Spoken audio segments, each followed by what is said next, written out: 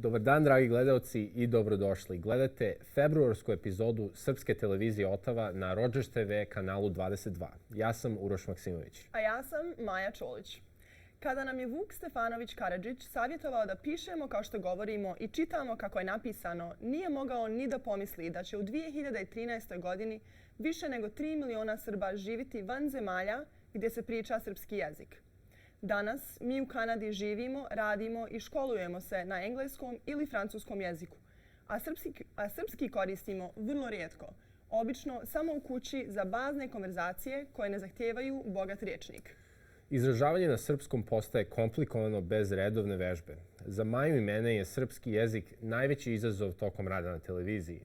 Zato ulažemo puno truda da bi se program odvijao prvenstveno na srpskom. Naravno, također želimo da naši gosti pričaju na srpskom jeziku kada je god moguće.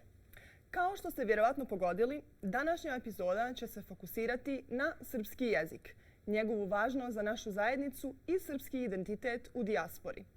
Sa tim u vidu, danas u studiju srdačno primamo učiteljice srpske škole u Otavi. Sa njima ćemo popričati o radu škole i o praktičnim pitanjima oko održavanja srpskog jezika. A gde su učiteljice, tu su i đaci. Krajem januara srpska zajednica u Otavi je proslavila Svetog Savu, velikog srpskog sveca koji je bio učitelj i pisac. Crkveno-školska opština Sveti Stefan već nekoliko godina organizuje svetosavsku dečiju priredbu, a ove godine smo im se pridružili. Malo kasnije ćete vidjeti naš izveštaj sa tog vrlo bitnog događaja. Ali ni to nije sve. Pridružit će nam se i Vildana Stanešić-Keller, instruktor srpskog jezika na Carleton univerzitetu, sa kojom ćemo popričati o održavanju srpskog jezika u Otavi, ali iz strateškog pogleda.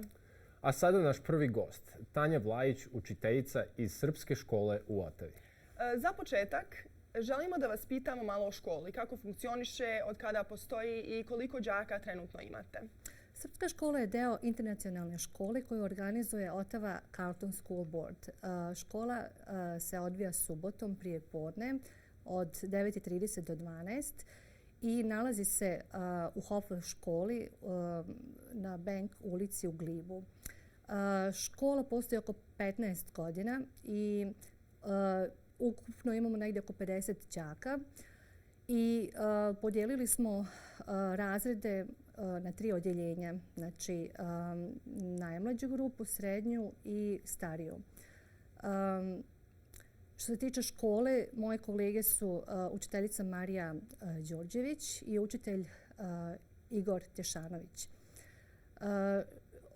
Što se tiče škole, škola ima oko 50 đaka i možemo se pohvaliti da su nas sva djeca vrlo ambiciozna, da vrlo rado dolaze u školu i mi vrlo rado sa velikim uživanjem radimo s njima.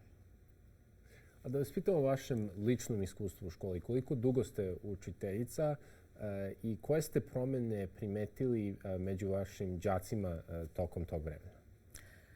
U školi radim od septembra 2008. godine, pardon.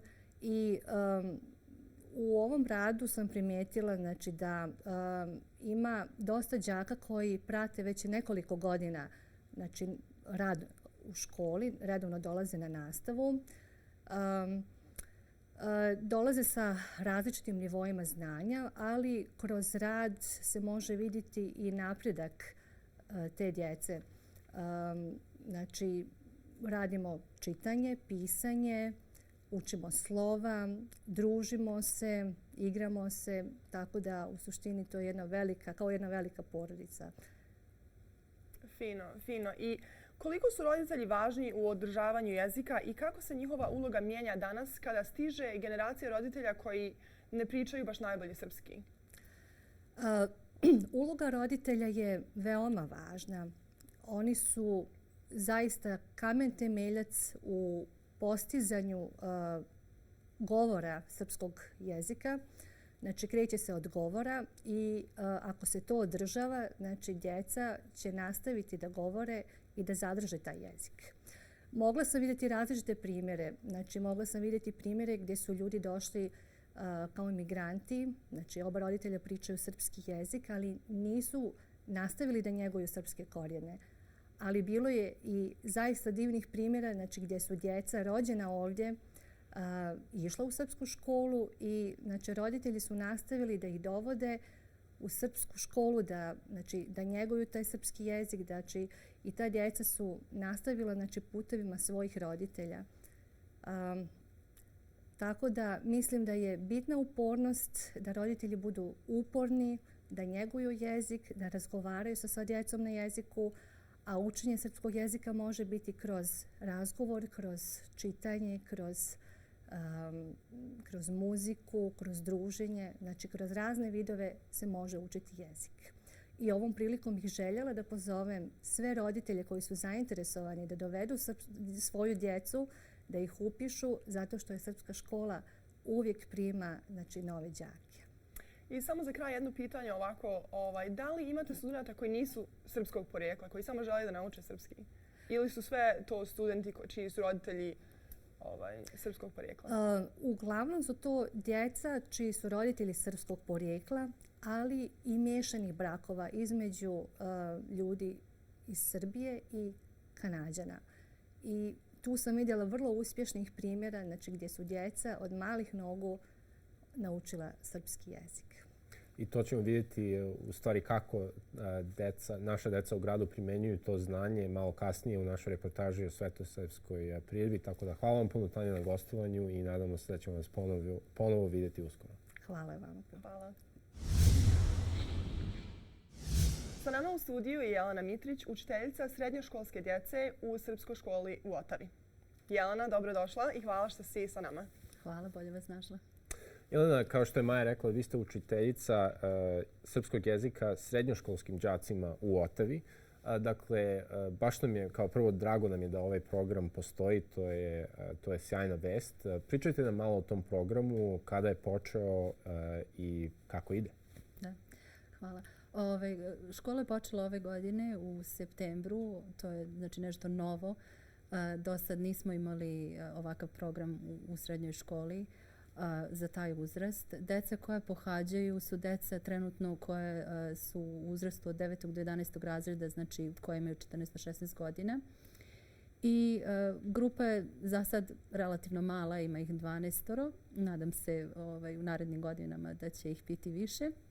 Kako dolaze deca iz mlađih razreda, tako će vjerojatno Naravno, nadam se da će nastaviti dalje kod mene. Ovako, deca dobro govore jezik, tako da meni to olakšava izbor tehnike rada sa njima, kao i mogu da unesem dodatnu kreativnost u rad i to nam je zaista lepo. Da vas pitam nešto, kako izgleda tipičan dan u srpskoj školi za srednjoškolce? Kako izgleda ta nastava i koji su komponenti? Dan je, možda bi se reklo, malo duži, oko 3,5 sata traje čas sa 2 vrlo kratke pauze. Tako da to vreme zaista treba upotpuniti na jedan dinamičan način, jer nema vremena da se sedi i priča mnogo. Deca su simpatična, naravno čim je neka pauza pokušavaju na engleskom, mada trudim se da ih naravno motivišem da na srpskom pričaju. Ali u svakom slučaju gledam da to zaista bude raznoliko. Znači s jedne strane vežba se i radi se i na komponenti pisanja, latinice, ćirilice, ali isto tako i čitanja i trudim se da im uvedem što savremenije metode rada. Znači ako mogu da im dozvolim da rade nešto na računaru, neka istraživanja, recimo nedavno su radili divan projekat o našim kompozitorima. Znači učili su o našoj muzici i morali su da istraže ko su, kada su živali, kakva su dela komponovali. Naravno da mi nađu neki isečak te muzike. I simpatično je vrlo bilo to što su, iako su to neki kompozitori iz možda 14. veka ili 18. 19. veka, oni su prepoznali muziku, vezali su ili za folklor ili za nešto što čuju recimo u crkvi i prosto su se iznenadili. Interesantno kad se vidi taj sjaj u očima, kad se iznenade. To je prelepo, znači uče o kulturi u isto vrijeme kao što uče i o jeziku. Da, zvuči kao jako interesantan program. Želim da vas pitam kako se razlikuju potrebe starijih đaka i kako privlačite starije đake ka školi? Pa verujem da je jedna od velika stvar što deca imaju mogućnost dobijanja kredita za ovaj program. Dakle, verujem da ih to privlači, ne verujem da je jedina stvar koja ih privlači, ali ima dobar udeo u tome. Tako da, eto, mislim da je to važno. Kako ih još privlačim, pa ne bih znala da vam kažem da li ih konkretno ja privlačim ili ih zaista možda više njihovi prijatelji. Jer kada se pročuje među njihovim drugarima da im je lepo i da vole da dolaze, mnogi od njih su povukli jedni druge da nam se pridruže. Tako da nadam se da u tome ima nešto dobro. Jako lepo. A da vas pitam, u stvari u našoj prvoj emisiji je gostala folklorna grupa Kolo. I članovi uprave te grupe su nam rekli da deca isto srednjoškolskog uzrasta međusobno govore na engleskom ili francuskom jeziku, posebno u toku pauza. To ste vi ponovili danas. I znači to jeste isto slučaj i u srpskoj školi. Kako mislite da to može da se popravi? Da li uopšte može? Pa ne znam da može da se popravi ili da se iskoreni. Činjenica je da su deca ili rođena ovde ili došla vrlo mala, žive u ovoj sredini. Moramo da uzmemo u obzir i to da oni najveći deo dana provode u školi razmišljajući na engleskom ili francuskom ili oba jezika i da, mislim, mozgovi im tako rade. Ono što je na nama kao roditeljima ili kao ljudima koji pripadaju ovoj srpskoj zajednici neko, da kažem, neki zadatak ili ostaje nam to da se zaista potrudimo da im napravimo neku lepezu raznih nekih novih aktivnosti ili nečega što ćemo ih privući, gde će moći da se druže i da što više koriste srpski jezik. Da, apsolutno. Mislim, znam da i moj isto mozak radi na engleskom, tako da nije jednostavno. A za kraj, mi smo nedavno na Facebooku pitali naše pratioce da odgovore na sljedeće pitanje. Koji je najbolji način da se mladi Srbi u Ottawa-Gatineau održe jezik? I šta vi mislite o tome? Pa moje mišljenje je da deca ili mladi ljudi moraju prvo da spoznaju važnost. Koliko je važno ipak da se jezik održi.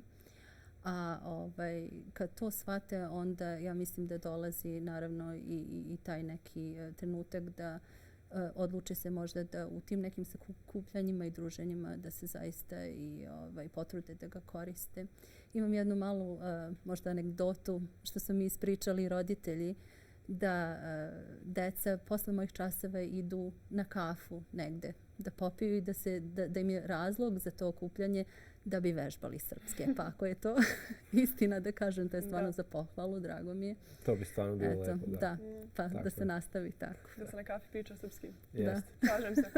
Pa da, mogli bi tako i mi, ali to često i nije slučaj. Da. Ali hvala vam puno, Jelena, na gostovanju i nadamo se da ćemo se ponovo vidjeti uskoro. Hvala. Hvala.